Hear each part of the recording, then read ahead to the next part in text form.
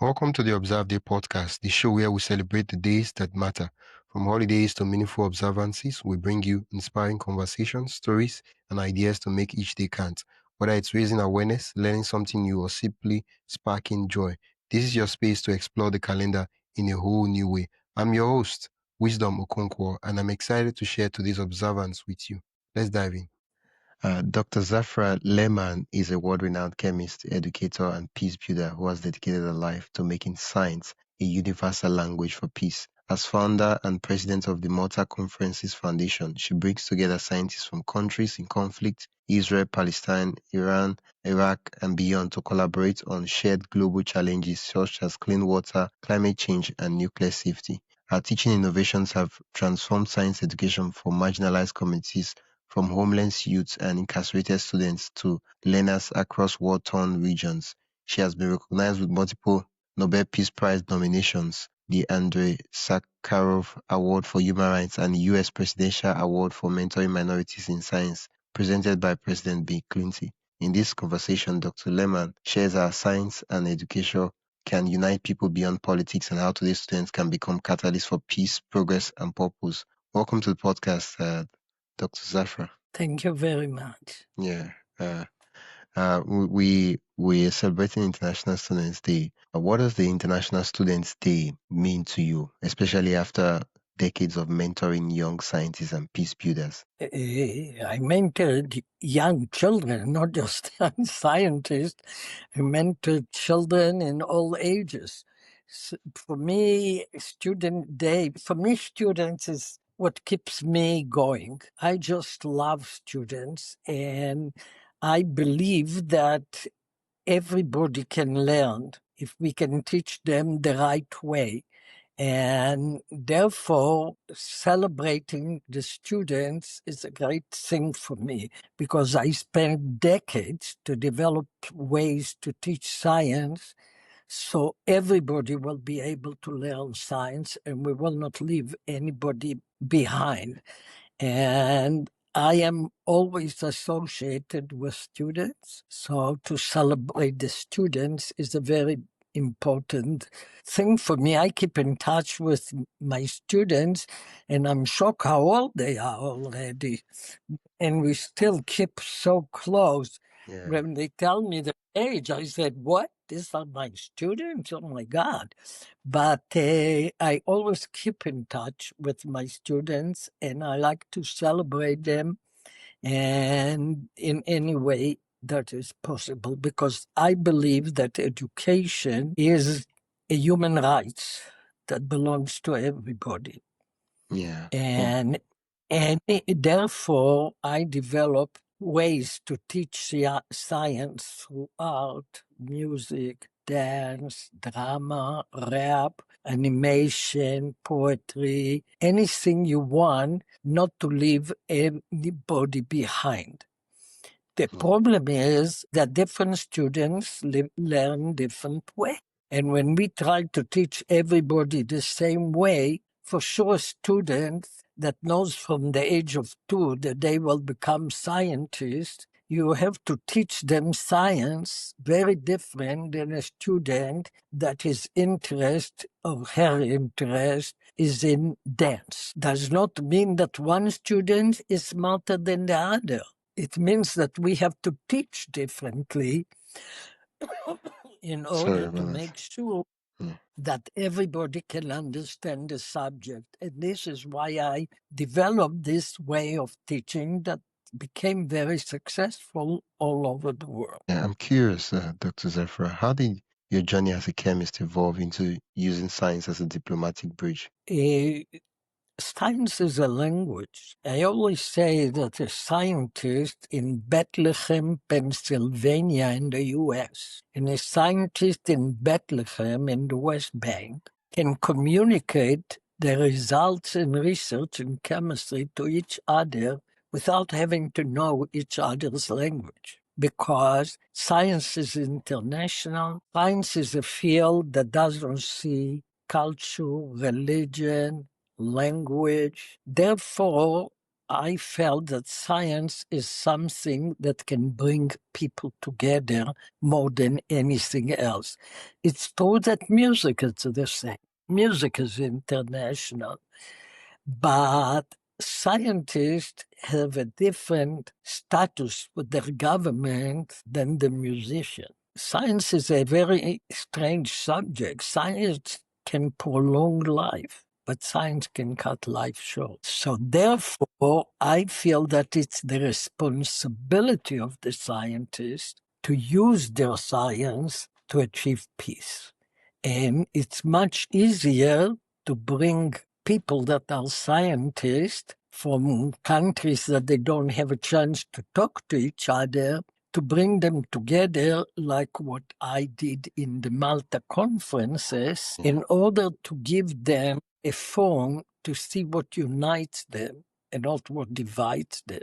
To give them a forum to stop demonizing the unknown other, and to give them a forum to develop collaborations to solve problems of water, energy, food security, that one country cannot solve this problem alone. The water underground doesn't know where are the lines on the map.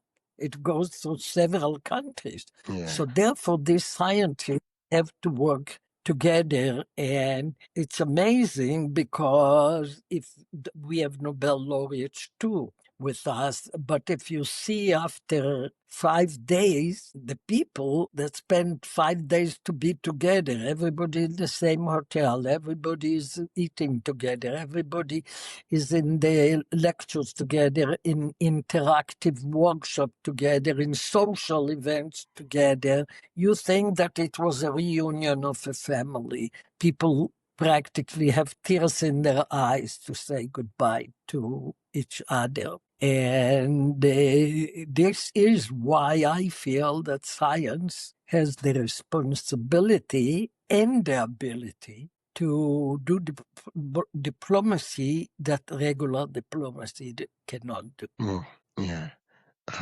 You pioneered teaching chemistry through dance, music, and theater. How did this method reach students who once thought science wasn't for them? You know, I have to give a big thank you to my students because they taught me how to teach. Wow, I love that. Because till I came to teach in a art and communication university, I taught in Cornell, Northwestern, places like that, students that majored in art and dance were not around science classes.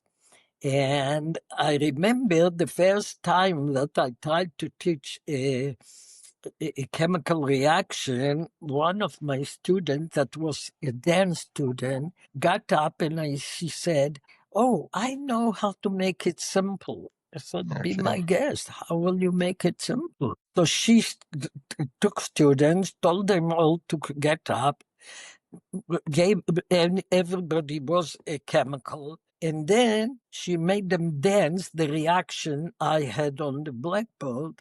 And they said, "Oh, this is how it works. Oh, Wow. okay. Now we understand."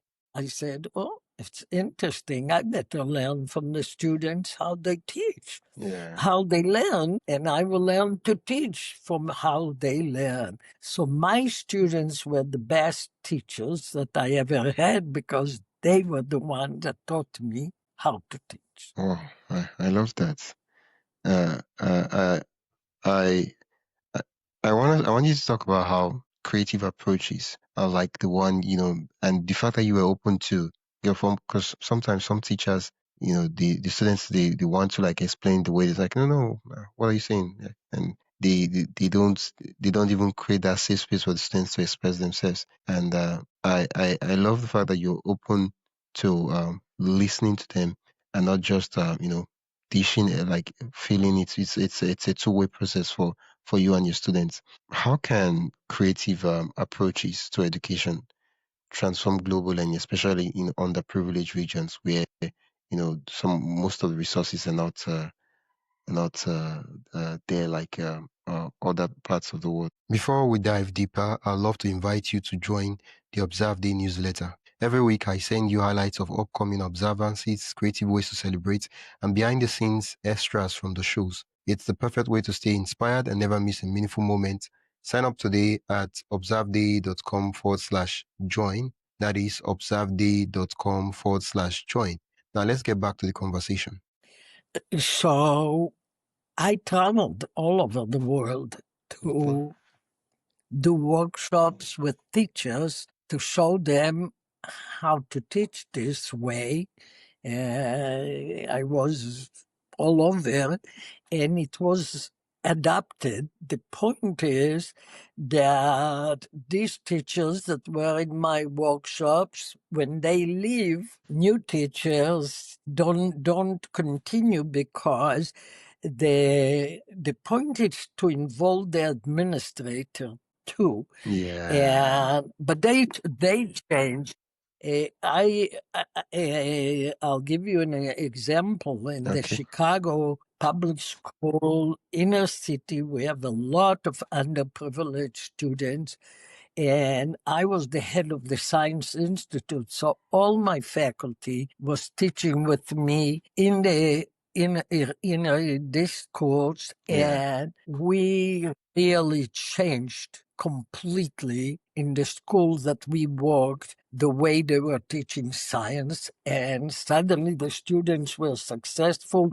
The teachers reported that after school, instead of kids or being in gangs or going God knows, they come to her lab to do experiments in Yeah. science.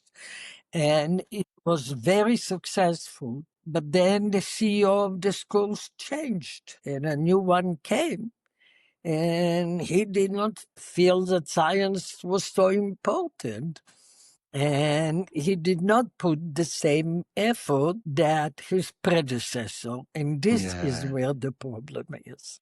Yeah. So, Oh. because the teachers that we worked with all the high school science teachers, but they leave, they retire, they leave, they change places.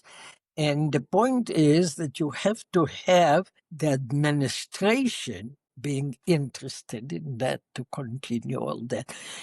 I adopted the school district in Soweto because I received the first international award in the new democratic South Africa.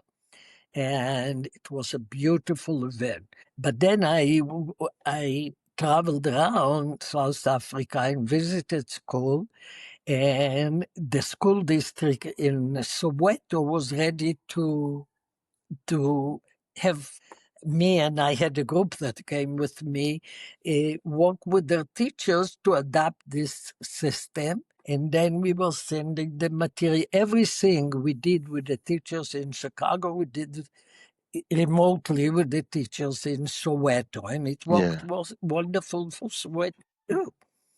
And so it's a way that can work all over.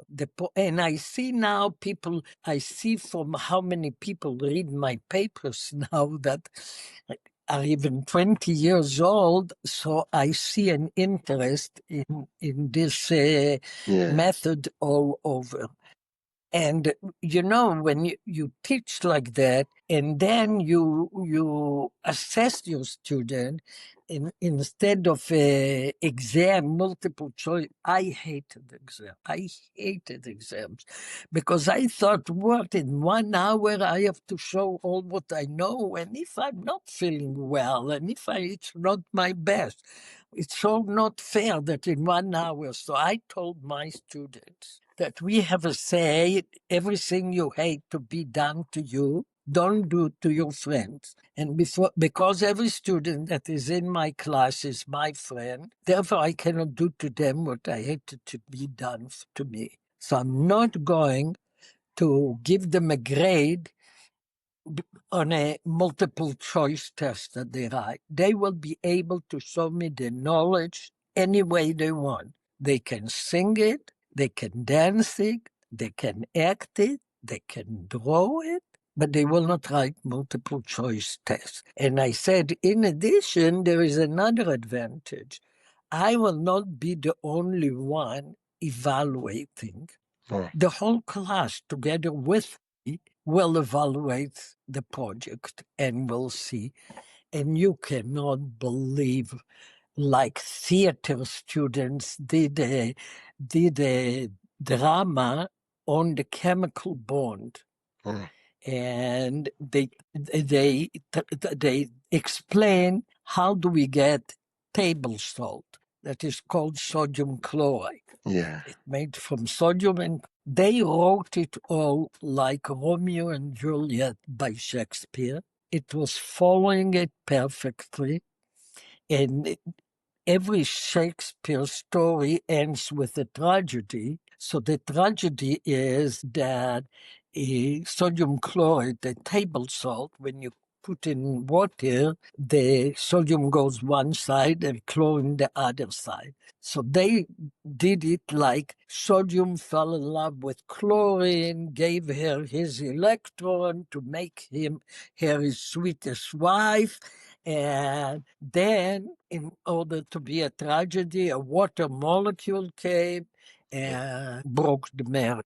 And then all the students stood and they had a plaque. Learn to take every tragedy with a grain of, and salt was the cup. And years after that, I saw one of them that was a very famous actor, and he said to me, I forgot everything I learned at the university, but the chemical bond and the sodium chloride I never will forget because I acted it and I wrote it. There is another group that did the bond father on the chemical bond, like the Godfather. Exactly. It's all explained in this book of mine. Also, the title is Human Rights and Peace, a Personal Odyssey.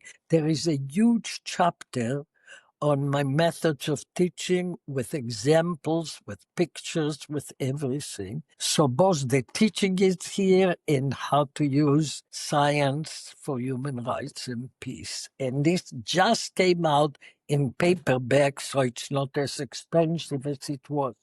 Yeah. Well, what do you hope listeners take away from your memoir, Human Rights and Peace, a Personal Odyssey? Personal Odyssey, yeah. And I don't know, where are you? In which I'm calling from country? Nigeria.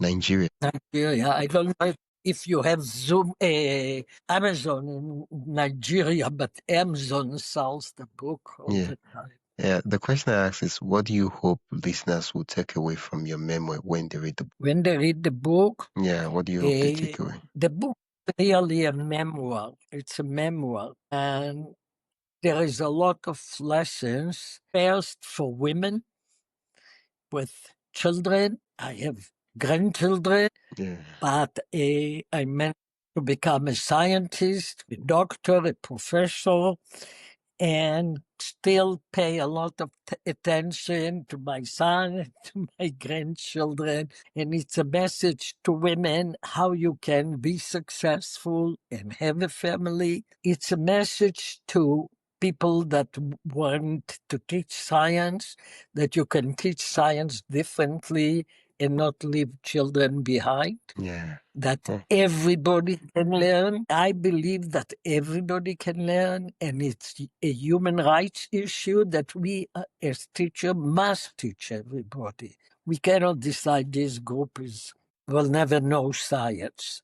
So this is very important, and we worked with parents too. So the parents will see how they can help their children by doing different things, and the parents loved it because suddenly they felt that they are part of the science too. Yeah. And it was in a level that the parents could understand, even parents that did not go to high school. So it was, as we say, it takes a village to raise a child, takes a village to make the child successful. So this, and I want people to see from this book that everybody should think how to make this planet a better place than they came to. You cannot just come and go without making a change to the better. I used to tell my students always, every night before you go to sleep, think, what did you do good for somebody else? And if you realize that you did, you had a very good day. And this book shows that everybody can do good, can help people that their human rights is abused, can help people walk towards peace. You don't have to get a degree in peace negotiation in order. If everybody would participate in wanting peace, there will be peace in the world. And this is the message that I want the people to take from my book. And I want to mention that I don't get a penny for my book. I said you ask what people can take out of the book. Yeah. So most of it I said, Yeah.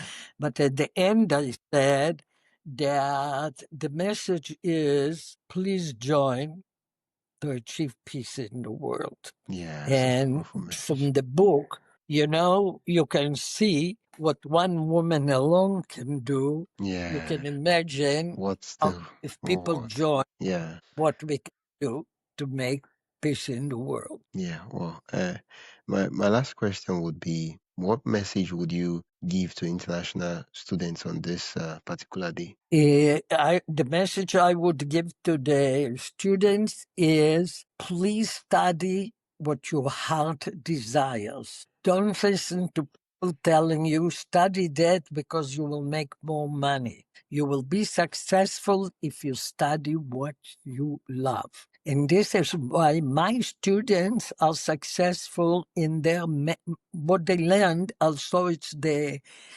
arts and the music, because this is what they love and they are successful. And they said that what made them successful is what they learned in my science classes, that I always told them the most important thing you have to learn in my classes is critical thinking. This will help you in everything you will do. And my students are very successful. So study what you feel that your heart desire. And don't study something just because somebody tells you that you will make more money. Yeah. If you are a very talented musician, don't go to study computer science if you want to be a musician, because you will be successful. But don't stay away from classes like science, because what a good science class, as I say, good, it depends on a good teacher, is teaching you is a way of thinking, a way of having critical thinking. And critical thinking will help you in everything you are doing. Yeah. Wow. And always look for a good mentor can change the life of a student. Every student should have a good mentor. I have so many students that said they were lost. They did not know what to do. And they said that me being their mentor made them what they are. Because if you have a good mentor and you can talk to the mentor and the mentor can direct you, a mentor is not a tutor. So if you major in chemistry, I'll use mine. You don't need a mentor in chemistry. You need a mentor that will help you to succeed in life, that you can talk to, that connection. So every student, as early as possible, get a mentor. The earlier you have a mentor, the better your chances to success. Wow. Thank you so much for that advice, Dr. Zafra. Where can listeners get a copy of the book and also connect with you? Yeah, to connect with me, you can, you have my email. So you know how to connect with me. No, it's not for me, if you Dr. have Zafra. It's not for Amazon. The question is not for me. It's for those that are listening, right? That are like the one who learn more about the work you do, and You also can put, You can put my email. Okay. You can Okay. give them my email. I'll, I'm giving you the permission to give okay. my email. Okay, ma. Yes, ma. I'm Okay. glad I got And it on if tape. anybody, no, I didn't Yeah. mean that you. I meant that you have my email and you can Okay. give it to Okay. others. You can put it. Okay, ma. And you can put my website, and my website is Zafra Lerman, my name, Okay. .com, and the Malta website, the Malta conferences, if you want to see really what the Malta conferences is doing, Yeah. the website is, you have this website in my signature, you have my website, so Yeah. you can copy. The website for Malta is one word, maltaconferencesfoundation.org. All these websites are in my signature. Yeah. And if I write to you, did you get?